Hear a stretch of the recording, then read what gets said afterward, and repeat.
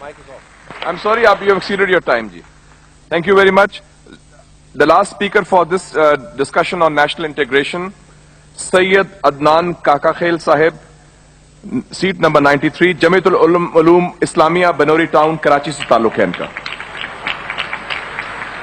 Jamia उलूमुल Islamia Binori town Karachi. मेरे साथियों ने कल भी इस मौजू के ऊपर बहुत अच्छी बातें की. आज कोशिश करूंगा उन्हीं बातों की रोशनी में इसको बिल्कुल मुख्तसर अंदाज में पेश करूं. इसमें दो राय नहीं है कि हमारा सबसे बड़ा बहरान नजरियाती यकजहती, फिक्री वहदत और इत्तेहाद व इत्तेफाक से महरूमी है. मगर सोचने की बात यह है कि ये महरूमी 58 साल गुजरने के बावजूद अभी तक क्यों है. उसकी वजह यह है कि वो जो बुनियादी प्लेटफॉर्म दिया गया था कि पाकिस्तान का मतलब क्या, ला इलाहा इल्लल्लाह, उस पर कंफ्यूजन्स पैदा कर दी गई.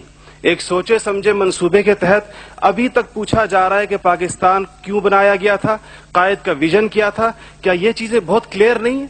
और क्या इस सवाल का जवाब मैं या आप दे सकते हैं या वो नस्ल दे सकती है जिसने तख्लीक पाकिस्तान के खाके में अपने खून से रंग भरा था. ये उनकी रूहों के साथ मजाक है, ये उनकी रूहों के साथ मजाक है, ये उनकी कुर्बानियों का मजाक है कि जी आप तो कट मरे, हमें समझ ही ना आया कि आपका मसला क्या था. हमारा दूसरा बड़ा मसला अमन व अमान की दिगर गूं सूरत हाल है और बदकिस्मती से इसको बाज़ औक़ात कहा जाता है कि इस्लाम जिम्मेदार है. हालांकि कुरान का मुताला बताता है कि सबसे ज्यादा इस्लाम अमन व अमान के ऊपर जोर देता है. इब्राहीम अलैहिस्सलाम की दुआ तो जरा देखिए. मईशत की बात बाद में करते हैं, इकोनॉमी की बात बाद में करते हैं, पहले अमन की बात करते हैं. फरमाते हैं रब्बि जअल हाज़ल बलद आमिना, इलाही मेरी इस बस्ती को अमन का गहवारा बना दे. फिर फरमाते हैं वर्ज़ुक़ अहलहू मिनस समरात, इसमें रहने वालों को इनकी मईशत भी ठीक कर दीजिए. और अल्लाह ताला भी जब अपने इनामात गिनवाते हैं तो फरमाते हैं इब्राहीम अलैहिस्सलाम को कि वइज़ जअलनल बैत मसाबतन लिन्नासि व अमना, हमने आपको एक ऐसी जगह बसाया जिसको बार बार आने की जगह और अमन का गहवारा बनाया. ये तो बात बिल्कुल वाज़ेह है. मसला ये है हमारा अमन व अमान तबाह क्यों हुआ, हमारा नौजवान किस तरह दहशतगर्दों का आला बना और हम रोज बरोज लाकानूनियत की दलदल में क्यों धंसे जा रहे हैं. जनाब सदर, नोट करने की बात है कि ये सबक उसको किसी मजहब ने नहीं सिखाया, ये सबक उसको किसी दीन ने नहीं बताया. ये तबकाती तफरीक, इस्तेहसाली निज़ाम, टैलेंट की बेकदरी, तालीमी ढांचे का खोखलापन, बे इंतहा करप्शन और इख्तियारात के नाजायज इस्तेमाल वो खौफनाक मसाइल हैं जो नौजवान को इस तरफ लेकर गए हैं. आप ये मसाइल हल कर दीजिए, आप ये मसाइल हल कर दीजिए, फिर देखिए ये नौजवान दहशतगर्द है या अमन पसंद है. हमारा तीसरा सबसे बड़ा मसला जो इस वक्त बहुत अहमियत का हामिल है, जमहूरी रिवायात का फुकदान है. हम अभी तक हकीकी जमहूरी कल्चर और अवामी मैंडेट के एहतराम के माहौल को पैदा करने में नाकाम रहे हैं. टूटती बनती असम्बलियों, इंतखाबी धांधलियों और जनाब सदर अहम कौमी मसाइल में पार्लियामेंट को बाईपास करने की रिवायात ने अवाम का एतमाद मौजूदा पॉलिटिकल सिस्टम से उठा दिया है. इसके लिए हमें अपने उस पड़ोसी मुल्क से सबक सीखना चाहिए जहां से मुशाहिद साहब तशरीफ लाए हैं और आप अनकरीब जाने वाले हैं. उनकी और हमारी तारीख आज़ादी एक ही है. उनको और हमको हमें और उनको एक जितना वक्त मिला है, मगर उन्होंने अपने यहाँ जमहूरी अक़दार को इतना मजबूत कर दिया है कि हुकूमत कितनी नाकाम साबित क्यों ना हो जाए, कोई भी उस्ताद टूट पड़े, ये नहीं हो सकता कि फौज बैरकों से निकले इक़्तिदार में आकर बैठ जाए. इसी तरह जनाब सदर, मैं ये समझता हूं कि आज इस हॉल में लगी हुई कायद की तस्वीर आपसे पूछ रही है, आगे आप खड़े हुए हैं कि जनरल तुम तो सरहदों के रखवाले हो, तुमको ईवान इख्तिदार की राह किसने दिखाई है. और जनाब आला, हमारा तीसरा सबसे बड़ा मसला एलीट क्लास इकोनॉमी है.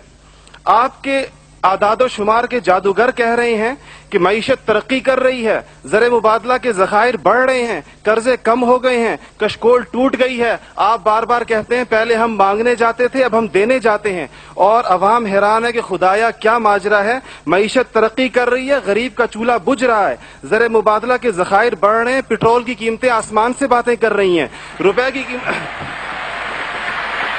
روپے کی قیمت ڈی ویلیو ہوتے ہوتے کہاں آ کھڑی ہوئی ہے.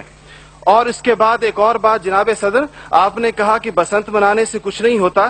اسلام تفریح سے ہرگز منع نہیں کرتا, بلکہ صحت مند تفریح کی حوصلہ افزائی کرتا ہے, مگر خدارا محروموں لاچاروں کی آرزوؤں کے مزار پر دھما چوکڑی نہ مچائی جائے. دیکھیں اسلام یہ کہتا ہے اگر ایک گھر کے اندر ایک عجیب تاثر ہے, ٹھیک ہے لوگ انفرادی طور پہ پتنگ اڑائیں, کوئی اس کو حرام نہیں کہتا, مگر جب ایک غریب دیکھتا ہے کہ میرے پیٹ میں روٹی نہیں, میرا صدر پتنگ بازی کر رہا ہے, تو وہ یوں سمجھتا ہے کہ ہمارے درمیان کوئی گیپ ہے. آپ بالکل وہ سمجھتا ہے. غریب کہتا ہے کہ میں, غریب دیکھتا ہے, غریب آپ کو اس کے احساسات کا بالکل اس طرح لگتا ہے ایک گھر کے اندر میت پڑی ہو اور آپ دوسرے گھر کے اندر ڈرم بجائیں کہ میں تو آزاد ہوں, غم تو تمہارا ہے میرا نہیں ہے. تو اس کو کوئی بھی اس کی اجازت نہیں دے گا, کوئی بھی مذہب کہے گا کہ نہیں, اس کا احساس کیجئے, اس کے اشک شوئی کریں, اس کو سینے سے لگائیے. اس کے علاوہ جناب صدر ایک بہت اہم بات جو ہم محسوس کرتے ہیں کہ بعض مسائل آپ کے لہجے کی کرختی کی وجہ سے خراب ہوتے ہیں. آپ بلوچستان کے عوام سے کہتے ہیں تمہیں ہم وہاں سے ہٹ کریں گے, تمہیں پتہ ہی نہیں چلے گا ہم نے تمہیں کہاں سے ہٹ کیا ہے. یہ چیزیں آپ قوم کے بڑے ہیں, آپ کو بالکل قوم سے اس انداز میں گفتگو کرنی چاہیے جس طرح آپ اپنے بیٹے بلال سے گفتگو کرتے ہیں. آپ کو اس کے جناب صدر آپ کا لہجہ جو ہے, وردی کی بات میری بہن نے کی, وردی کی بات تو آپ نے خود 14 کروڑ عوام سے کہا تھا میں 31 دسمبر کو اتار دوں گا, پھر قوم کے وسیع تر مفاد میں آپ وعدے سے مکر گئے. تھینک یو جی, شکریہ, مہربانی, تھینک یو. آپ کا ٹائم ہو گیا ہوگا جی.